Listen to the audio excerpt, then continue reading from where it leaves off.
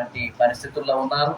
వారి మీద ఎప్పుడు ఏ రకమైనటువంటి దాడులు జరుగుతాయి, ఏ రకంగా వాళ్ళ యొక్క హక్కులు అధికారాలను అణచివేస్తూ వేరే కారణాలు చూపించి, అంటే వాళ్ళని అణచివేయటానికి లక్ష్యంగా పెట్టుకొని వేరే సాకుల ద్వారా వారి యొక్క ఇన్స్టిట్యూషన్స్ మీద కానీ వారి మీద దాడి చేస్తున్న దాన్ని మనం నిరంతరం కూడా చూస్తున్నాం.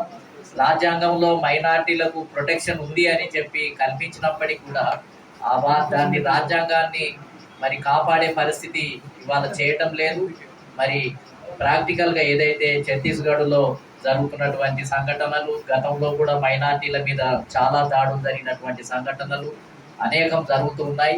దీని మీద ప్రభుత్వం మీద ఒత్తిడి తీసుకురావడానికి ఆగస్టులో ఏదైతే ప్రోగ్రాం పెట్టడం జరిగిందో 18వ తేదీ మేమందరం కూడా పెద్ద ఎత్తున ఢిల్లీకి బయలుదేరి ప్రభుత్వం మీద ఒత్తిడి తీసుకొని వచ్చి జరుగుతున్నటువంటి దాడులను ఆపడానికి మేమంతా కూడా మేము ఇక్కడ కూర్చున్నటువంటి సంఘాలము, ఉద్యమకారులం ఎవరైతే ఉన్నామో ఖచ్చితంగా మేమంతా కూడా పాల్గొంటాము, మద్దతు ఉంటాము అని చెప్పి సందర్భంగా తెలియజేస్తున్నాం. అదేవిధంగా క్రిస్టియన్ మైనారిటీలు అని అంటే ఈ దేశానికి విద్య నేర్పి, కల్చర్ నేర్పి, ఒక సమానత్వమైనటువంటి భావాన్ని సూచించినటువంటి సంస్థలు, బ్రిటిష్ వాళ్ళ కాలంలో వచ్చినటువంటి సంస్థలు ఈ దేశానికి ఒక వెలుగునివ్వటం జరిగింది.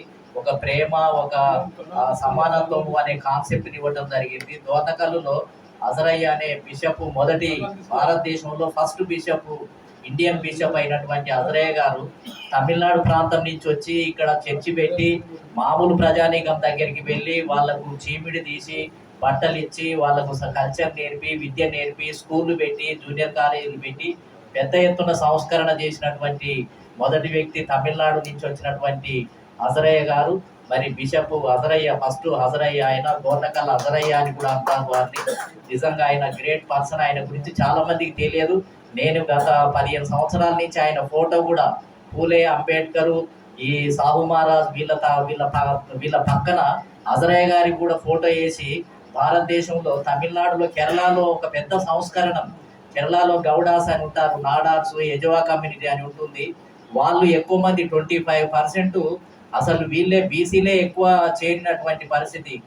తమిళనాడులో, కేరళలో చేరిన క్రిస్టియన్స్ అంతా కూడా ఓబీసీ కమ్యూనిటీ నుంచి చేరి వాళ్ళకు రైకలు కూడా దొరుకునే అవకాశం లేదు. అలాంటి రైట్స్ కోసం పోరాటం చేసి, ఈక్వల్ రైట్స్ కోసం పోరాటం చేసి, విద్య నేర్పి, మానవ మాతృలుగా అంతకుముందు అనాగరికంగా ఒక జంతువుల స్థాయికి దిగదార్చబడినటువంటి సమాజంలో ఒక గొప్ప కల్చర్ ఇవాళ సికింద్రాబాదు ఉన్నది అని అంటే, మొత్తం క్రిస్టియన్ మిషనరీస్ ఉన్నాయి అని అంటే, పెద్ద పెద్ద రెడ్డి, కమ్మ, వెలమలు వాళ్ళే ఎక్కువ ఎడ్యుకేషన్ చదివారు. ఫస్ట్ వాళ్ళే దాని ద్వారా చదివి వాళ్ళే ఫ్రీడమ్ మూవ్మెంట్లో చేసి మళ్ళీ వాళ్ళే ఇక్కడ అధికారంలోకి వచ్చిన తర్వాత. కాబట్టి మానవత్వాన్ని చూపించే మైనార్టీలను మనం ప్రేమించాల్సిందే, రక్షణగా నిలబడాల్సిందే, వారి మీద జరుగుతున్న దాడులను ఖండించాల్సిందే.